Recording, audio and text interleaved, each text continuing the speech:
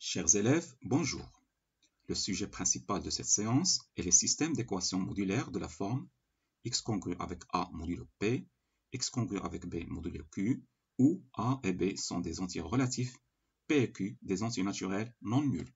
Nous traiterons ces systèmes dans des cas particuliers à travers l'exercice 34, page 163, qui sera aussi une occasion d'appliquer quelques propriétés des nombres premiers et de résoudre d'autres types d'équations intéressantes. Le cas général sera traité dans l'exercice 82, page 169, auquel je lui ajouterai des questions pour l'enrichir. Il sera aussi occasion d'appliquer le théorème de Bézout, le théorème de Gauss et de démontrer un théorème qui porte le nom le théorème des restes chinois, mais dans le cas d'un système de deux équations. Je vous invite donc à suivre attentivement les différentes parties de cette séance. Ala barakatillah, on commence avec le premier exercice. Dans la première question de cet exercice, on nous demande de résoudre dans z carré l'équation 17x moins 7y est égal à 1. Je rappelle que j'ai déjà répondu à cette question dans la vidéo précédente. Mais j'ai des doutes à propos de ce nombre-là. À mon avis, on doit le remplacer par 4 pour pouvoir utiliser le résultat de la question 1 dans la question 2. Sinon, la question 1 sera indépendante. En tout cas, je vais résoudre le système A sans faire appel au résultat de la question 1. Suivez donc, s'il vous plaît.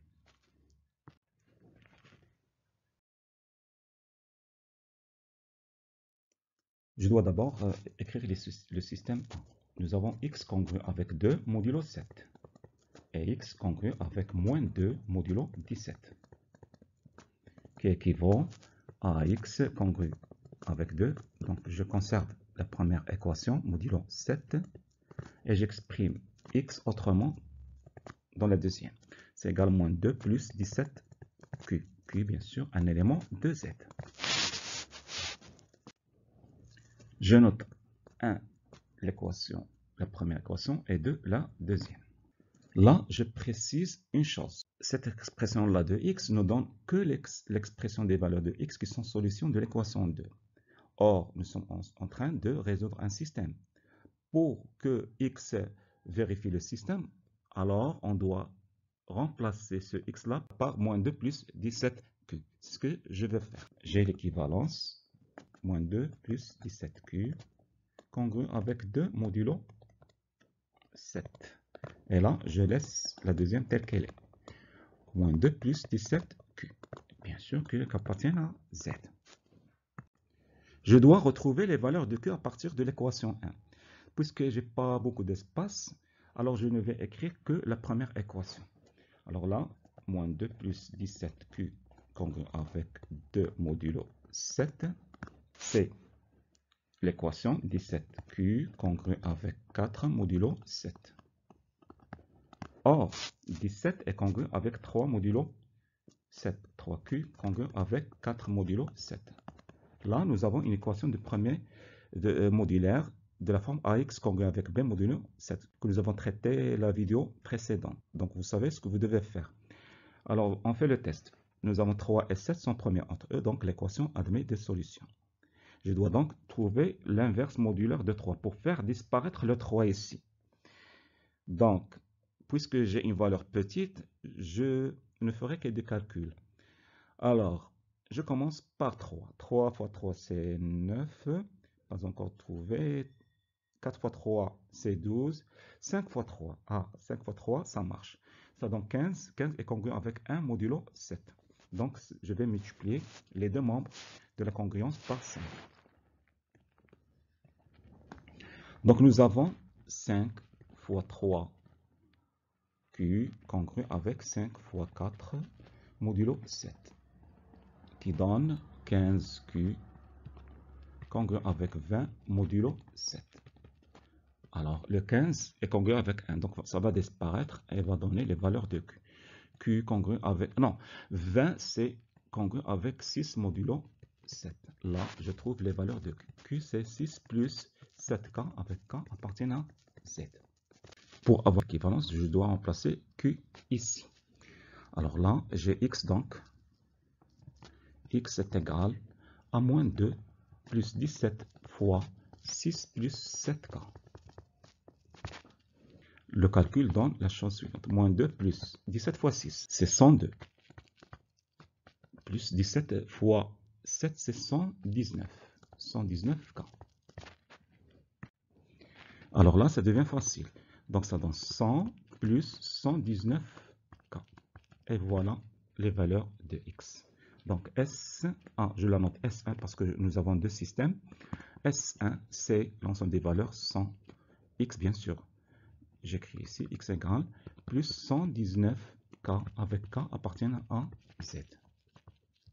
Ça, c'est l'ensemble solution du système A.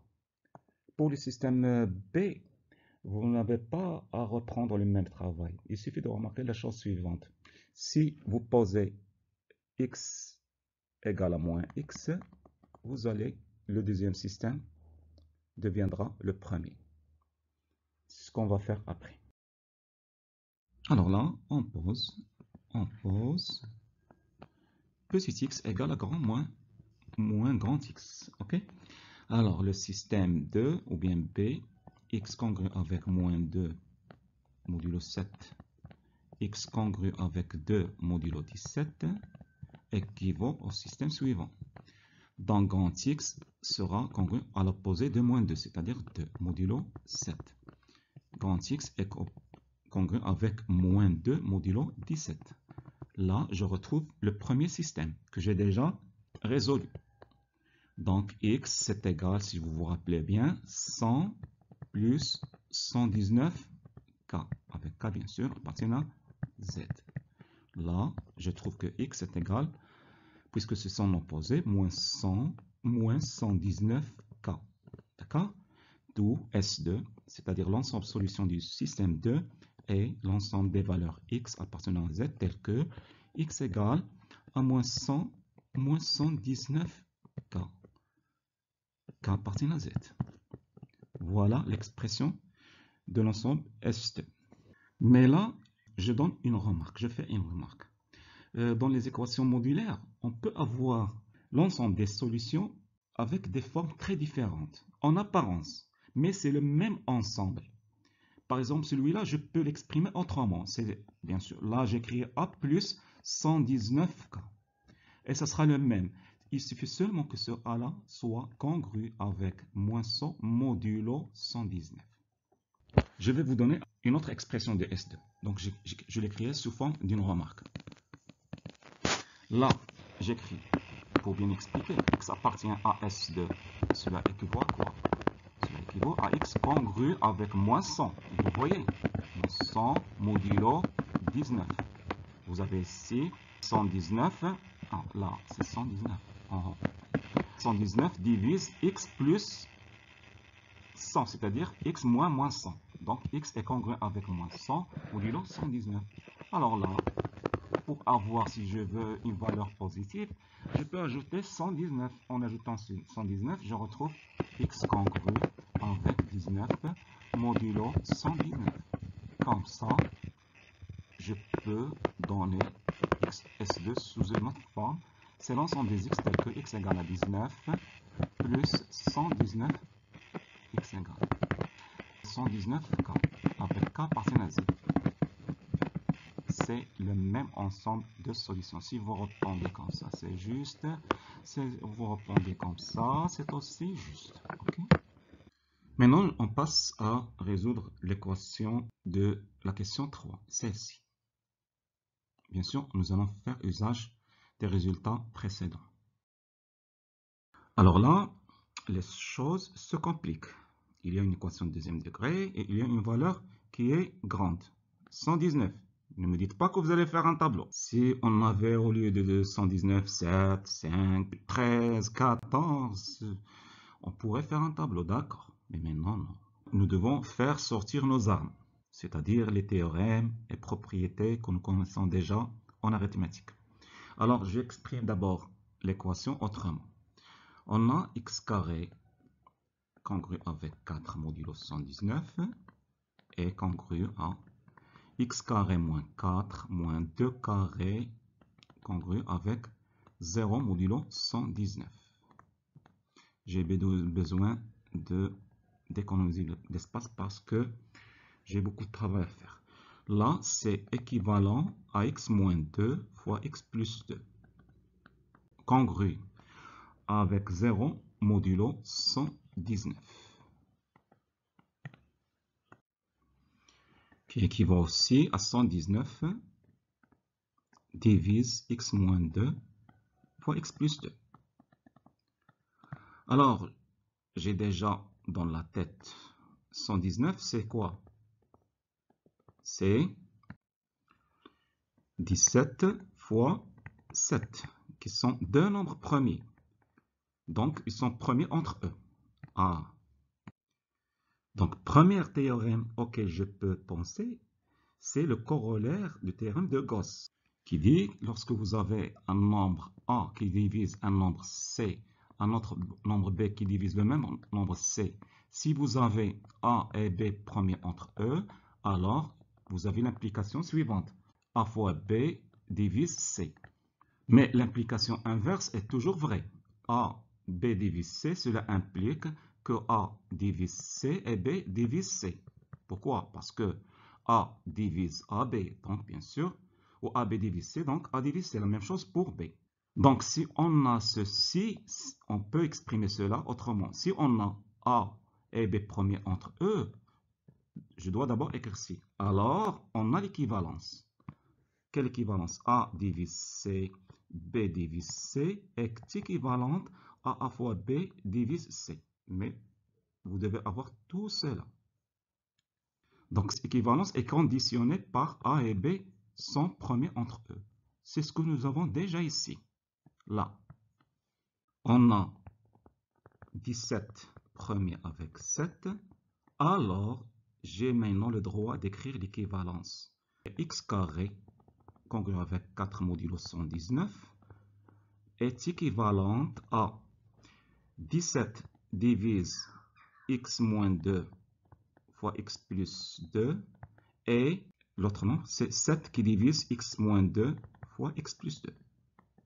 Alors là, ça devient du charabia. Je dois effacer. Là, c'est mieux. On a x carré congru avec 4 modulo 119, c'est-à-dire 119 divise le produit.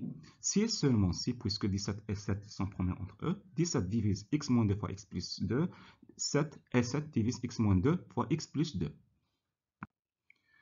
Là, je vais appliquer un autre théorème qui est très important relatif au nombre premier. Que dit ce théorème? Le théorème est le suivant. Si un nombre P premier divise un produit de deux nombres quelconques, A et B, c'est pas si et seulement si nous avons une équivalence. Révisez votre leçon. Alors P divise A ou P divise B. Bien sûr, P est un nombre premier. Ça, c'est un théorème que vous avez en cours. On a aussi si un nombre premier divise le produit de nombres premiers. Positif, bien sûr. Alors, il est forcément égal à l'un d'eux. On va appliquer cela dans notre contexte. Alors, je vais exprimer ce est-là en utilisant une accolade. Donc, x carré, et je vais écrire un petit peu plus petit. 4 modulo 119 est congru à au système suivant. Ah, je dois préciser tout d'abord que 17 premiers et 7 premiers. Donc, je vais effacer ce que j'avais écrit d'abord. Parce que sans cela, ça ne sera pas admis. Alors, on a 17 premiers et 7 sont deux nombres premiers. Donc, alors, x carré congru avec 4 modulo 119 équivaut au système suivant. Donc, puisque 17 divise ce produit-là, donc 17 divise x moins 2 ou 17 divise x plus 2. Même chose pour 7. Et 7 divise x moins 2 ou 7 divise x plus 2. C'est un très bon exercice. Car j'aime bien les exercices dans lesquels on applique plusieurs théorèmes. Alors là, je vais appliquer une formule dans la logique et ça s'appelle la formule de Moivre. j'aurai maintenant 4 propositions. Donc cela équivaut à quoi? D'une part, 17 divise x moins 2 et 7 divise x moins 2 ou 17 divise x moins 2. Donc je vais les écrire rapidement et revenir. Voilà les 4 cas qu'on a. Donc 17 divise x moins 2 avec 17 divise x moins 2. 17 divise x moins 2 avec 17 divise x plus 2. 17 divise x plus 2 avec 7 divise x moins 2. 17 divise x plus 2 avec 7 divise x plus 2. Là et là, vous remarquez que deux nombres premiers entre eux divisent le même nombre. 17 et 7 divise x moins 2 et ils sont premiers entre eux. Divise ici x plus 2 et ils sont premiers entre eux. Je l'ai déjà précisé. Donc je passe directement à l'équivalence dont j'avais parlé avant. Donc cela équivaut à quoi? À 17 fois 7. 17 fois 7 divise x moins 2. 17 fois 7 divise x plus 2. Mais ces deux-là, je les transforme en congruence, système de congruence. J'écris ici O. Donc, cela veut dire que x congrue avec 2 modulo 17. Et là, x congrue avec moins 2 modulo 7. J'écris ici O. Alors, O, x congrue avec moins 2 modulo 17. X congrue avec moins 2 modulo 7. Qui équivaut à quoi? À x congrue avec 2 modulo 119 ou, bon, je mettrai des pointillés, excusez-moi. Ça, le système, c'est quel système? De moins 2, alors c'est système A. Ou x congrue avec moins 2 modulo 119, ou je mettrai des pointillés, cela, c'est le système B. Je vous laisse maintenant deviner l'ensemble solution. Alors, ce sera, puisque x vérifie le système 1 et le système 2, donc c'est S1 union S2, parce que nous avons O. Union l'ensemble solution de ça et l'ensemble solution de ça. C'est-à-dire, là, j'ai x congru, c'est-à-dire égal à 2 plus 119 k appartient à z. Alors là,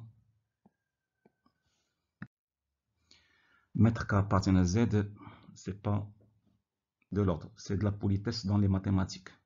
On n'a pas besoin maintenant de faire de la politesse.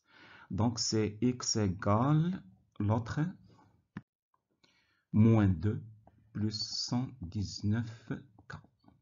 Et voilà l'ensemble solution de la deuxième équation.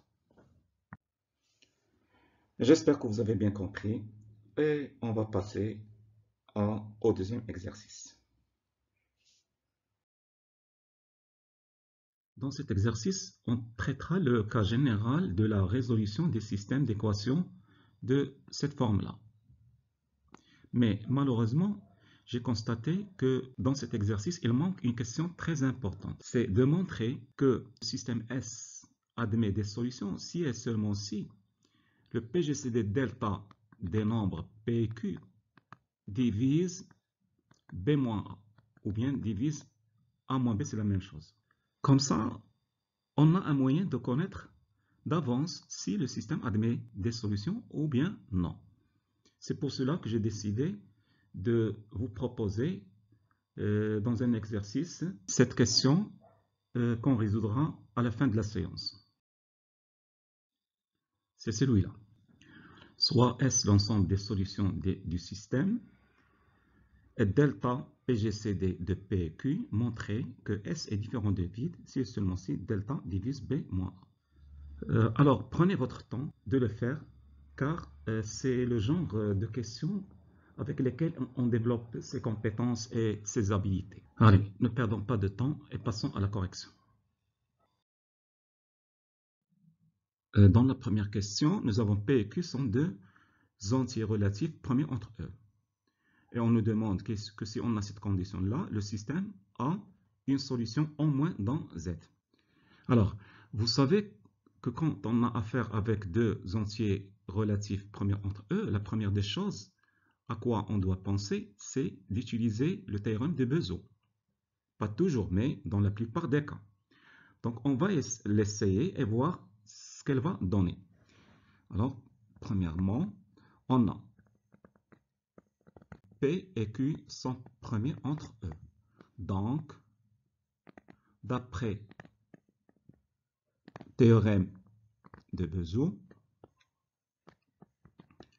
il existe un couple d'entiers relatifs UV appartenant à Z carré tel que UP plus VQ est égal à 1. Voyons comment exploiter cela. Nous cherchons à trouver un élément, le même X, qui sera congru à A et à B. Donc cela me donne l'idée de multiplier A des deux côtés de cette égalité et B des deux côtés de la même égalité. J'obtiendrai la chose suivante. On a, en multipliant par A, AUP plus VQ, bien sûr A, est égal à A. Et BUP plus BVQ est égal à B. Donc, j'aurai A est congru, je le remplace par cela. AUP plus VQA modulo P. Et B est congru avec ça. BUP plus BVQ modulo Q.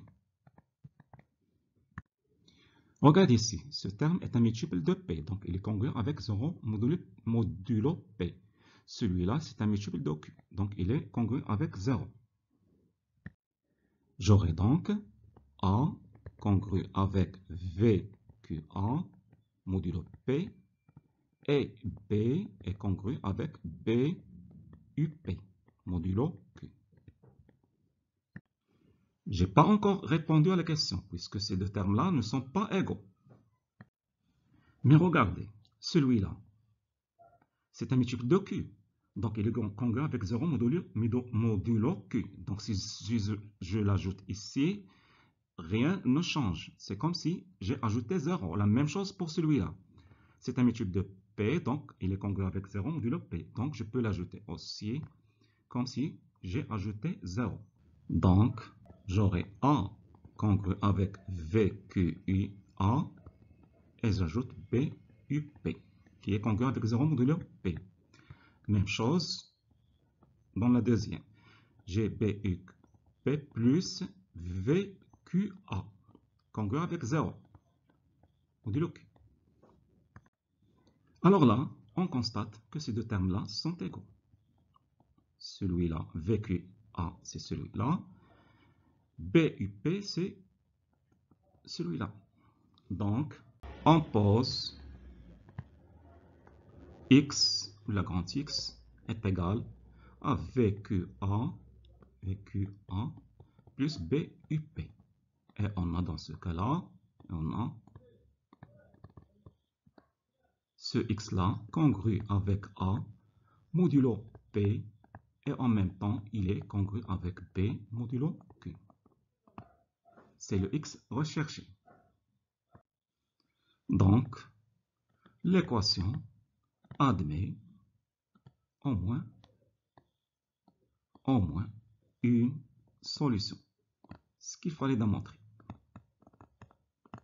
Notez bien cette solution particulière chez vous parce qu'on en aura besoin après. Passons à résoudre la deuxième question. Question B, on nous demande de montrer que si x et x' sont deux solutions de S, alors x est congru avec x' modulo le produit P et Q. Exprimons d'abord cela mathématiquement. Donc, x, question B. X et x' éléments de S signifie qu'on a le système X congru avec A modulo P et X congru avec B modulo Q. Ça d'une part. D'autre part, X' congru avec A modulo P et X' congru avec B modulo Q. Ici, on va utiliser la transitivité de la congruence. Nous avons x congru avec a et a en même temps congru avec x'. Donc, x est congru avec x', modulo p et modulo q. Donc, par transitivité,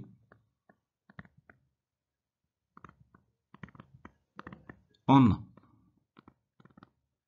x congru avec x' modulo p et x congru avec x' modulo q. Cela signifie quoi? Donc, j'écris ici. P divise x moins x'. Et P et Q en même temps divise x moins x'. Or, on sait déjà, on a aussi P et Q sont deux nombres premiers entre eux. Donc, on va utiliser le corollaire du théorème de Gauss. Donc, d'après le corollaire, voilà, j'ai fait une erreur, du théorème de Gauss, on a P fois Q divise x moins x'. Cela veut dire que, donc, x est congru avec x' modulo P fois Q. Et voilà ce qu'il fallait démontrer. Passons à la question C. Là, on nous dit, soit x0, une solution particulière de S, résoudre dans Z le système. Donc, soit x, solution générale de S. x0, solution particulière. C'est-à-dire une solution déjà donnée et connue. Alors là, on va appliquer le résultat de la question B. Donc la question B, donc d'après B, nous avons x est congru avec x0 modulo PQ. Mais cela, seulement une application. Donc, x est égal x0 plus P fois Q qui multiplie K. K appartient à Z. Il va falloir donc s'assurer dans le système. On va remplacer x dans le système. Donc en remplaçant